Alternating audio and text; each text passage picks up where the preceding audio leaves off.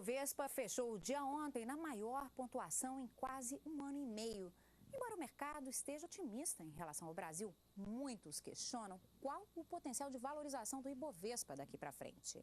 Eu converso com Sérgio Aratangi, gestor de renda variável para a América Latina da Larraín Vial, com sede no Chile. Sérgio, muito obrigada aí pela sua visita aqui em Nova York. É interessante que ontem o ganhador do Prêmio Nobel de Economia, Paul Krugman, disse que pretende se desfazer de alguns investimentos no Brasil porque ele acha que os investidores estão gostando demais do país. Como é que você vê essas declarações? Não me assusta muito, acho que tem muita gente dizendo isso. O Paul Krugman já havia dado declarações mais ou menos nesse sentido antes. E eu acho que ele vai perder um pouco de dinheiro se ele vender agora. Eu acho que tem muita gente gostando do Brasil, é um bom momento para o Brasil. Agora, começou a ter gente que não gosta do Brasil. O consenso em torno do Brasil é muito forte. Então, se esse consenso se desfazer muito rapidamente, alguém vai pagar por isso. No entanto, a impressão que se tem é que o Brasil é uma história não para o curto prazo, é uma história que vai durar ainda algum tempo.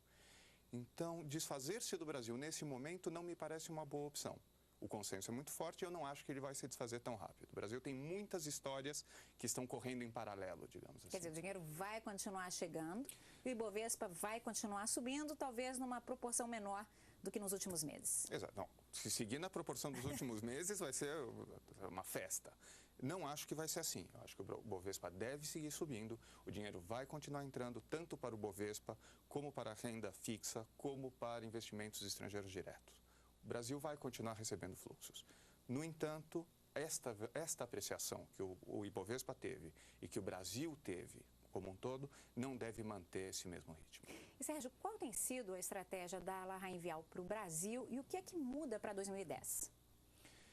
2009 foi um ano sui generis, né? Muitas coisas. Então, a gente teve uma análise fundamental muito importante que nos deu sustentação para investimentos em determinados setores, basicamente o setor de construção ou de real estate, setor de consumo. Para 2009 foram setores que foram muito fortes. Em 2010, não esperamos uma intensidade tão grande para esses setores. No entanto, a gente ainda crê que eles têm muito espaço. E o setor de commodities no Brasil, esse é um setor que depende muito mais da sua expectativa do que vai acontecer com o dólar, do que vai acontecer com o Brasil mesmo. E com essa valorização que o Ibovespa já acumula no ano, ele se torna menos atraente ou igualmente atraente em relação a outros mercados emergentes? Isso é interessante, porque a história para o Ibovespa não deveria ser a história do seu passado, mas a história do seu futuro. Então, neste sentido, o Ibovespa continua sendo muito atraente. No entanto, tem muita gente que investe fazendo as comparações históricas de como estão os níveis de valorização, os múltiplos de cada um dos mercados. Nesse sentido, existem outros mercados que estão bastante interessantes também. Por exemplo, México ou mesmo o Chile. Vocês esperam um aumento da taxa de juros no Brasil no ano que vem? E o que isso pode significar para o investidor? Quer dizer, a gente teve investidores que saíram da renda fixa este ano, foram para a renda variável no Brasil. A gente vai ter uma migração de parte dessas aplicações? Acredito que sim. Acredito que, primeiro, que a taxa de juros no Brasil vai subir. Para quanto? A gente ainda tem algo em torno de 11%. 10,75%, 11%, que não é muito longe do consenso. No entanto, quanto mais o Brasil crescer, maior a probabilidade dessa taxa ser mais alta ainda. Então, se a gente estava falando em 5% de crescimento, 10,5% a 11% nos parece uma faixa razoável. Se estamos falando em 6%, isso deveria subir. E por quê? Porque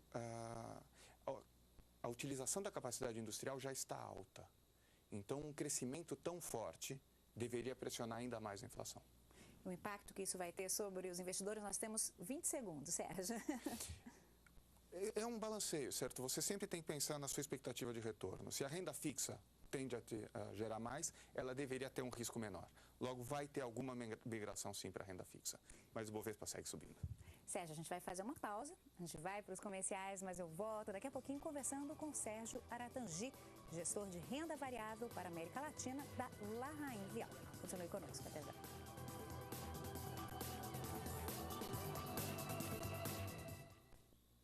Eu volto volto a conversar com Sérgio Aratangi, gestor de renda variável para a América Latina da Lahrain Vial. Sérgio, mais uma vez, muito obrigada por sua entrevista.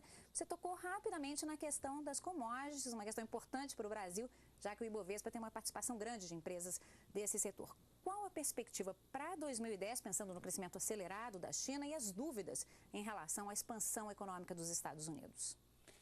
Eu acho que a perspectiva para os commodities é positiva, principalmente juntando estes dois fatores, porque os Estados Unidos, com uma recuperação um pouco mais cambaleante, um pouco mais frágil, faz com que o dólar esteja menos valorizado, e isso vai fazer com que um refúgio de valor sejam os commodities.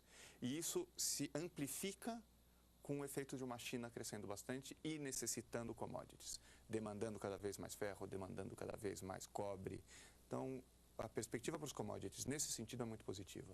E a representação dos commodities, a representação dos commodities no Bovespa é muito grande. Então, isso dá uma visibilidade para o Bovespa maior, deve ser puxado também pelos commodities. Essa é a nossa visão. Eu queria saber, o seu cliente é basicamente o cliente que está no Chile. Eu queria saber como é que ele reagiu à decisão do governo de criar o IOF para investimentos, primeiro investimentos no país, depois os ADRs. Isso preocupa o seu cliente, ainda preocupa o seu cliente hoje? Isso preocupa. Isso preocupa o cliente não tanto pela medida em si, porque o IOF já existia antes, era só para renda fixa, mas já existia. A questão aí é, de repente, eles tiveram medo de que o Brasil voltasse a estar mudando as regras do jogo a cada momento, uma preocupação muito mais com isso que com o IOF propriamente dito. Então, de agora em diante, o importante seria uma consistência na política do governo. A segunda medida de colocar para os ADRs é consistente com a primeira, certo? E o que você fala? Quer dizer, quando esse cliente chega para você e te pergunta, Sérgio, o que vai acontecer? O Brasil deve mudar mais as regras? Qual é a sua resposta para esse cliente? Se você tem medo, espera.